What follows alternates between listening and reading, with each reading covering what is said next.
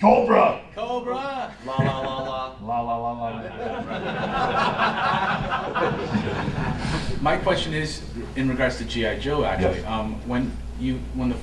When you first appeared on the G.I. Joe TV show, it was in the movie Arise, Repent, or Arise. Right. I'm wondering, how was the business between, like, because I'm not sure if your character is owned, is it exclusive to WWE, or do you own the rights to the character of Sgt. Good Slaughter? question. One of the reasons I left the WWE was because Hasbro decided to bring me into the cartoon series, the weekly show, before the movie that you're talking about. And I went to Vince McMahon and thought it'd be a good marriage between the two companies. And he said, it's a great idea, but we have another toy company and that would be a conflict of interest. So he said, you can't go. And I said, well, I can always be a wrestler, I can't always be the real American hero, the first living G.I. Joe. So I did a lot of thinking about it, and I just said, I'm going to go. And he tried to stop me because I was drawing a lot of money, and he put a lot of money into my character. But so we ended up in a couple different arguments with attorneys and discussions, I should say, not arguments, but discussions. And he found out kind of not the nicest way that he didn't own Sgt. Slaughter, that I did. I had it trademarked in 1976. Nice. So he blew a gasket because he had already given the orders to the toy companies to go ahead and make Sgt. Slaughter memorabilia, which he didn't have the right to do. So there was a lot of discussions over everything, and I finally just decided that I would go. To make a long story short, I left right before WrestleMania 1 and went with the Real American Hero, and I'm glad I did because you can't look back and say, I wish I would have, what Raw would I be today if I would have been at WrestleMania 1 or 2, 3, 4, 5, 6. I came back for 7. Which was 6 was here, I believe. 6 was here. Yeah, I watched it, and Warrior and Hogan, and it was a great production. I had to admit it. And I wrote Vince McMahon a letter saying that I watched his show and really enjoyed it, the production end of it. And one Sunday afternoon, I was watching a NASCAR race, and I got a phone call, and I answered it. It said, Sarge. And I said, yes. He said, Vince. And there's only one Vince. And so I said, yes, sir. He said, enjoyed your comments, enjoyed your letter. What's going on with your life? And I said, well, you know, it's,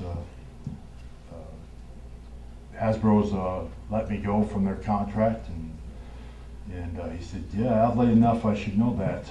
You ready to go back to work? And I said, yeah. I said, okay, well, I need you to meet with me tomorrow. So we got in there, and he told me that he needed an opponent for Hogan for WrestleMania 7. And I said, well, you're going to make Hogan a bad guy? He goes, no, I'm going to make you a bad guy.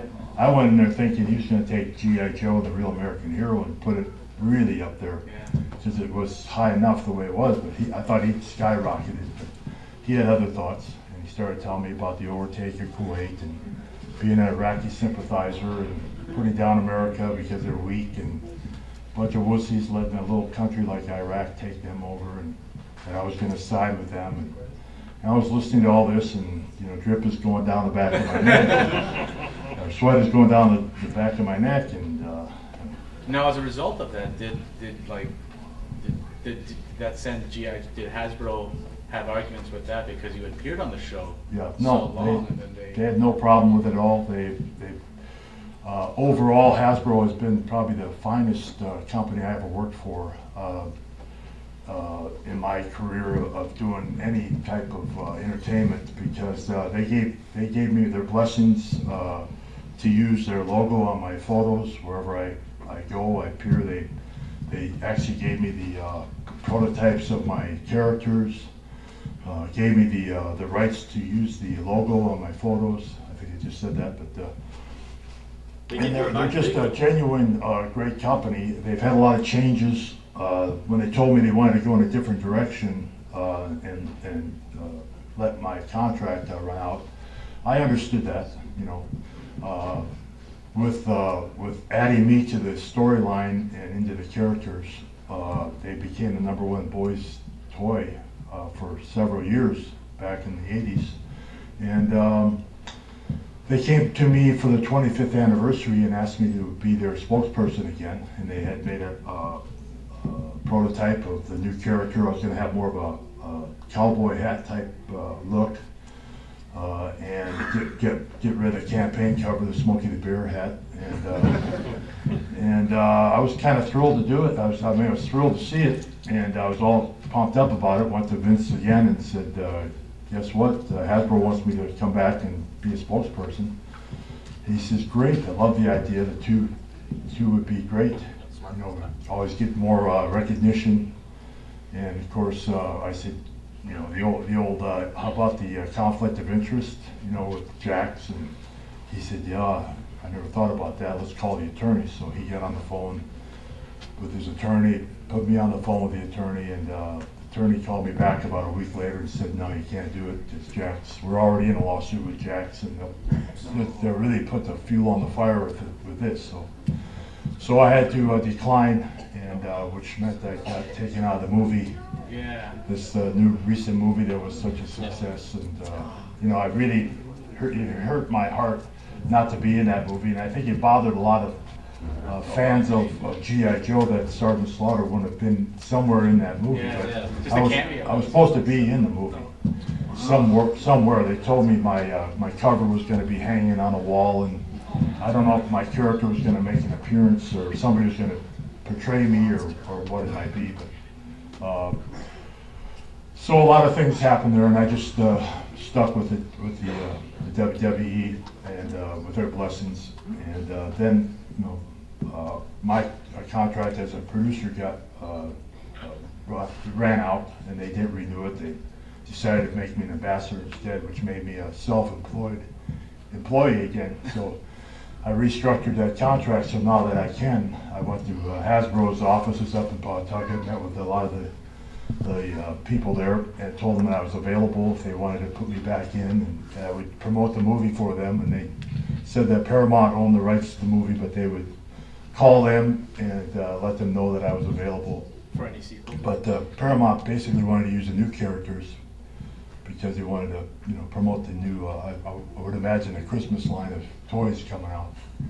But you know, Jax is coming out with one more Sgt Slaughter action figure, and I'm going to do a. As of right now, I'm going to do the Comic-Con in San Diego for Hasbro. I think it's in June or July of next year. We're still negotiating it, but so I'm hoping I can get back in there with them. Yeah. But the need a new figure. But the movie was done. I'm not sure what year it was done, but they ended up doing the movie, and then the animated movie, and then they chopped it up for a weekly series, and it got a lot of play, and my character was just so fun because it actually allowed me to, you know, beat up a few guys that nobody liked. And well, you had some of the best lines in the cartoon, like especially from the actual movie, like right. This is for gung ho, Alpine, and Bazooka. Right. And, right. Boom. Yeah. This is for Duke. This is for Duke. And this is for the good old you. Yeah,